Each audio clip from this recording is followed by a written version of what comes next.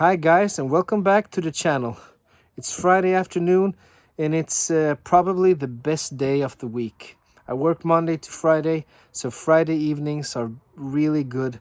I have the whole weekend in front of me and I know it's a while until I have to go back to work again, even though I like my work.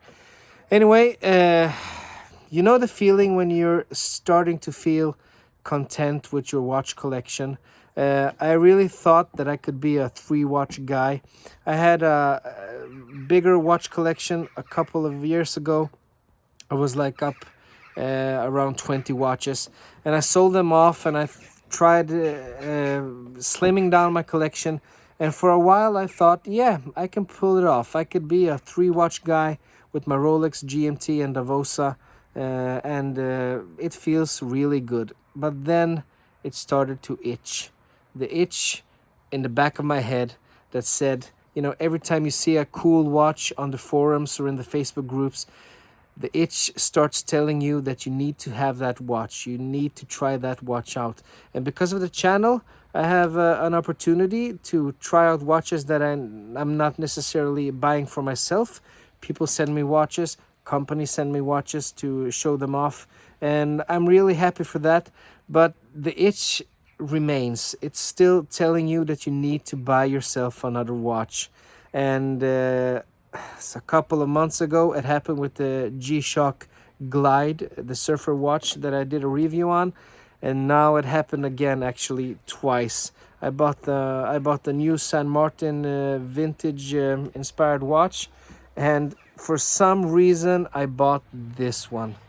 This is an OceanX Sharkmaster GMT. A cheap homage watch. Well, it's actually not that cheap compared to other homages, but a $200 watch. I saw it in my Facebook feed. They had a sale on a website that I usually buy watches from, and I just had to jump on it because I just had to unbox it on the channel, show it to you guys. And I'm not necessarily keeping this watch. I might send it back. And it's a good thing I live in Sweden because we have a really generous return policy. This company offers a 30 days return policy with full refund. You can open up the watch, you can put it on your wrist. You can't resize it and you can't take off all the plastics, but take care of it gently, and if you don't like it, send it back and you get your money back, which is actually quite good when you're shopping online. Let's flip the camera around and take a look at this watch that I'm probably going to send back, but you never know. So let's get over to the table. And here we are, back at the table. And for the occasion, I'm wearing the actual Rolex GMT Master II. Since I'm doing a GMT homage watch, I thought I might as well wear the real deal. But we're not here to take a look at the Rolex. We're here to take a look at this OceanX Sharkmaster GMT II. And this is where the fun starts. I've always said I'm not a watch expert, but I know what a GMT watch is and what it's meant to do. And I know that it has nothing to do with diving. So this is a mishmash of things here. We have the OceanX Sharkmaster, clearly a diving inspired name, and then it's a GMT. I don't really get the branding of this watch. Do you have to know the time in a second time zone when diving? It's strange, but it is what it is. Maybe it's trying to be something too much. There we have the little box, nothing special. Let's keep in mind it's a $200 watch, but yet we're going to talk about that a little more later. And here we have the watch on the pillow, and as usual I'm always checking out the manual. Some of you hate that, I know. You want me to get straight to the watch, but just fast forward a little and you'll see the watch. As usual, this is international warranty certificate and some instructions on how to operate the watch, how to operate the bezel, yada yada, and actually a stamp. We have a stamp, yeah. And I'm gonna apologize from the start. I'm not going to be taking off all the plastics of this watch, because as I said, I'm not sure I'm gonna keep it, and the company that sells these, they let you take it out of the box, they let you try it on the wrist and take off this plastic for the display, see how it looks, but it don't let you take off all the plastic, so I'm not gonna do that. This is just a basic overview of the watch. It's not a review. Yeah,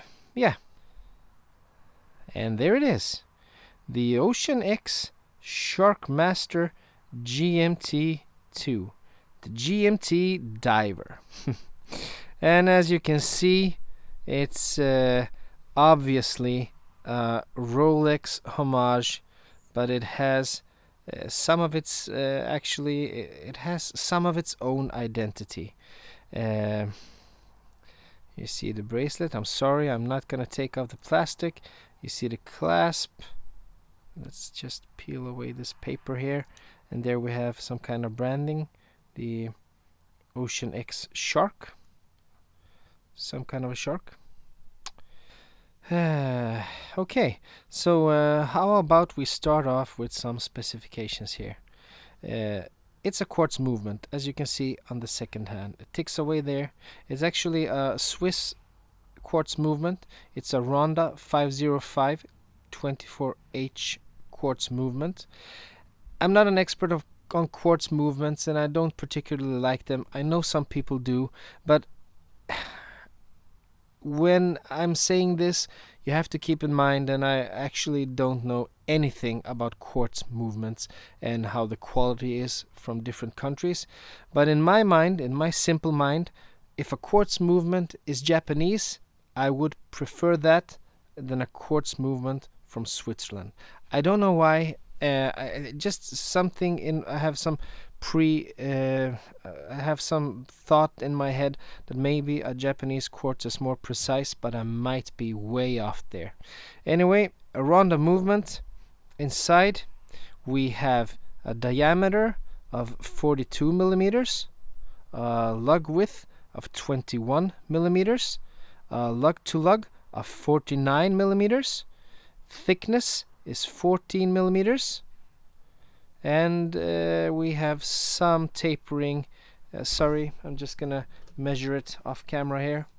Yeah, it tapers down to 19 and back up to 21 again at the clasp. Let's take a look at the bezel action here. This is actually I don't know what it's called, but it's a non-clicky loose bidirectional bezel. It goes both ways and it stops exactly where you want to. It's really stiff, so I don't think it's gonna turn on its own just by wearing it, unless you intentionally want to turn it around. And it's a good thing and a bad thing. I really like a good bezel, and I really like my bezels to be clicky, preferably 120 clicks, even if that's not the most logical thing on a GMT watch.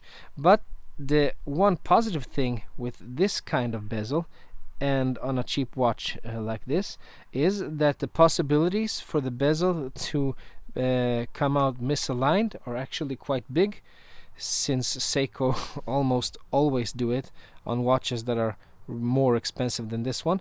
But in this case, you can just align the bezel wherever you want it to be, so it can never be misaligned, since you set it at exactly the point you want it to be.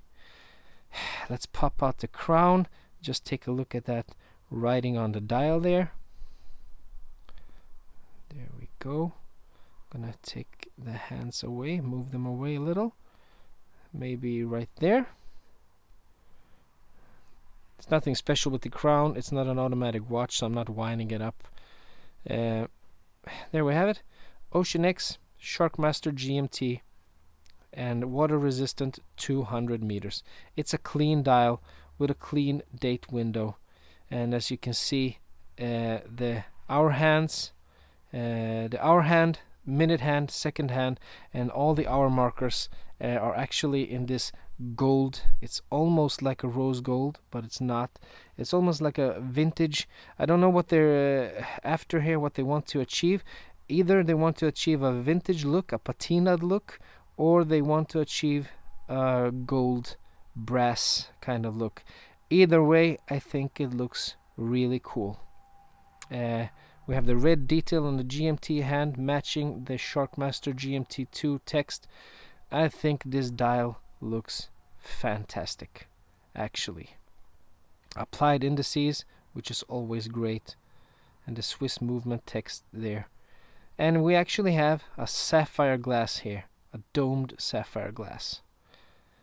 And as you can see, the case brushed on the top, polished on the sides,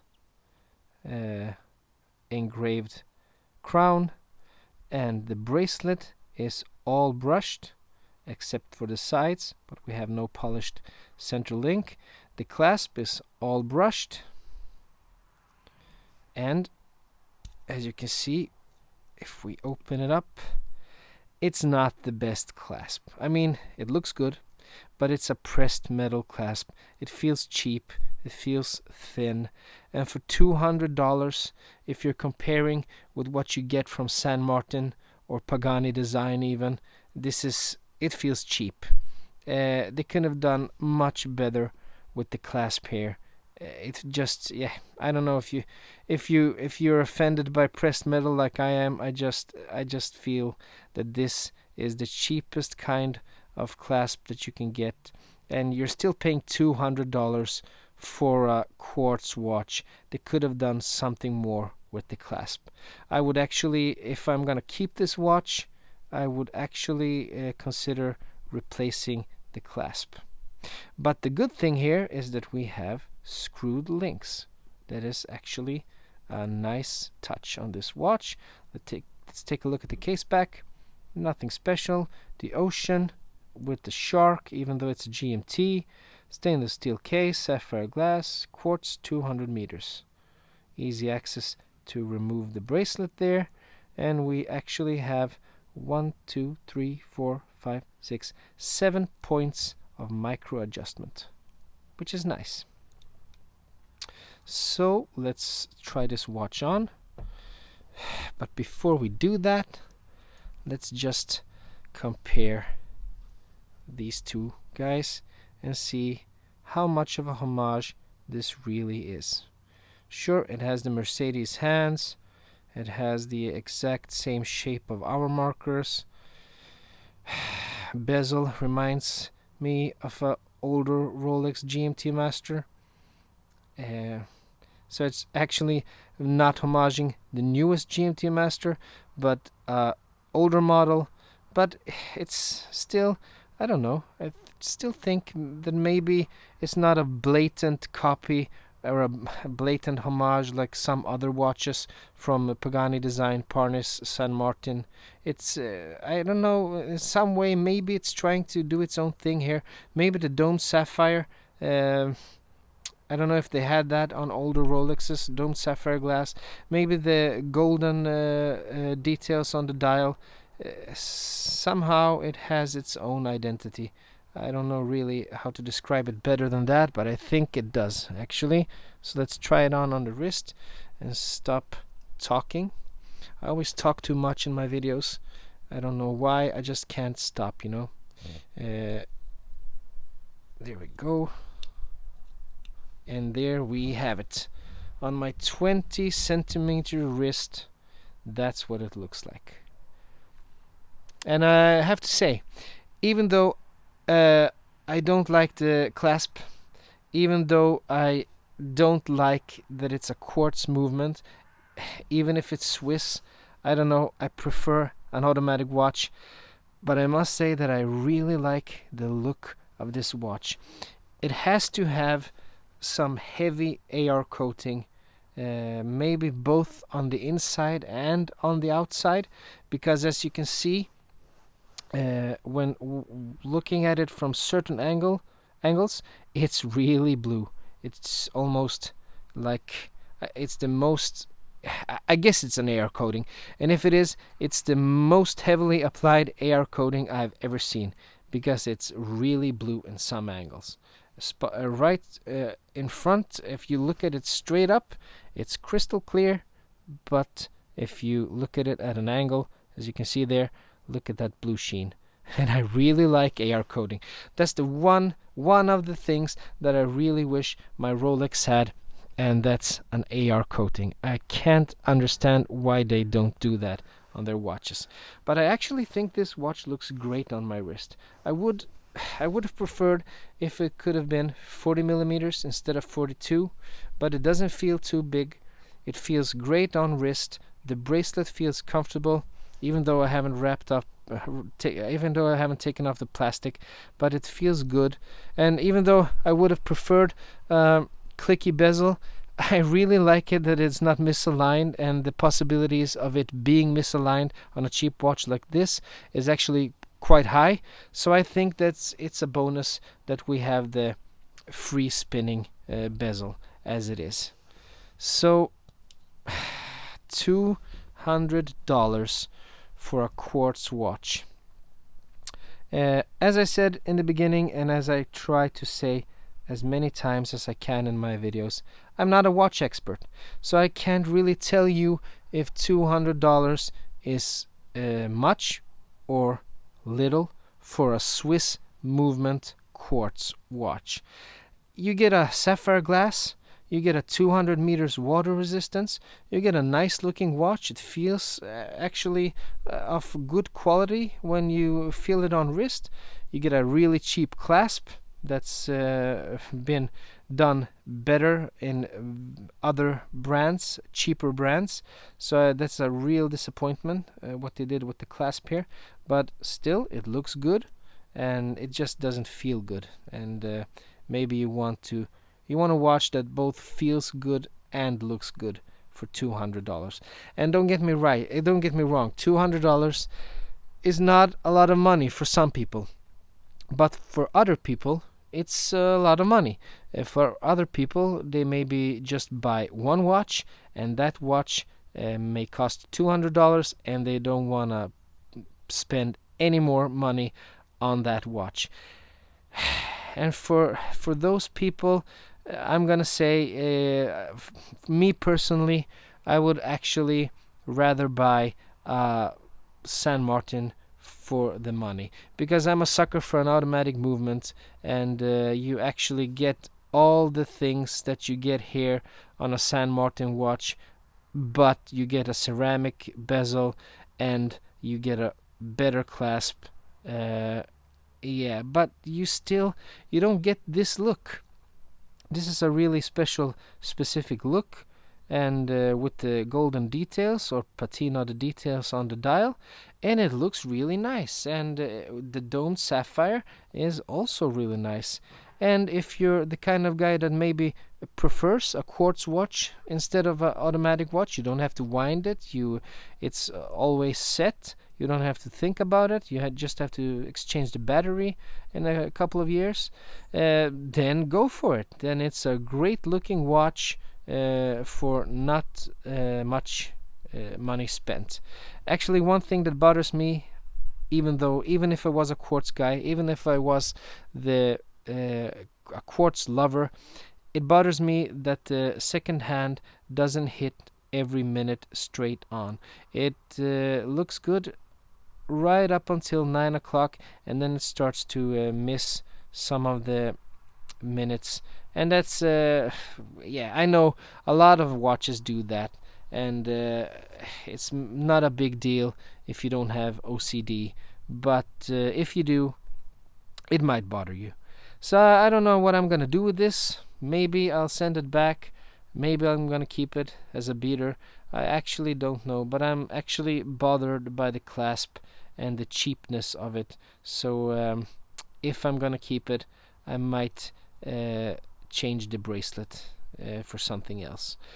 So as you can see, and here we have the second hand. As you can see, it starts missing there. It's a little misaligned to the left, and you see it? Yeah, you can see it. But then it finds its way again, and now it's perfectly aligned again. So just on a little section here between 9 and 12 that it's misaligned. So anyway, what do you think of the watch? Do you like the free spinning bezel, or do you really prefer it to be a clicky bezel as I? Do you mind a quartz watch, or do you actually prefer a quartz watch? And what do you think of the clasp? Does it look cheap to you, or does it look good? Please let me know in the comments, because it's quite an interesting watch. And what do you think about the branding here with the Ocean and Sharkmaster combined with a GMT? I just feel it's a little misbranded, but you tell me what you think. Anyway, if you liked the video, please consider giving it a thumbs up, and if you liked it really much and would like to see more content like this, please consider subscribing. The channel is growing, and as it grows, I get to try out more watches and show them to you guys. And if you don't like the video, that's probably the most important thing. Give it a thumbs down and write me a comment and tell me what you didn't like, and I'm gonna do my best to do a better video the next time. And until the next time, I hope to see you again. Have a nice weekend, and bye bye.